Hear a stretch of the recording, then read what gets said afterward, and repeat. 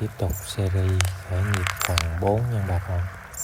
Thì cái phần đóng phôi này thì chủ yếu là cái thao tác thôi. Nhưng mà bữa trước có cái bạn có cái video về cái độ ẩm, có cái bạn hỏi lỡ đâu mà trộn xong rồi phân nó không đủ tí 2 thì sao. Thì hôm nay mình cũng nói kỹ hơn ha.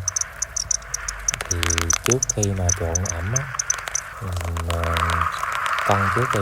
Ví dụ như mình cân nó là tầm khoảng, mình cứ dò y vậy là mình cân nó ví dụ như tầm khoảng 1 kg đi, thì nó thiếu 2 lạng.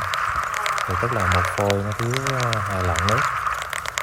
1.000 phôi thì thiếu 200 lít. Đúng ta? Đúng rồi, 1.000 phôi thì thêm 200 lít.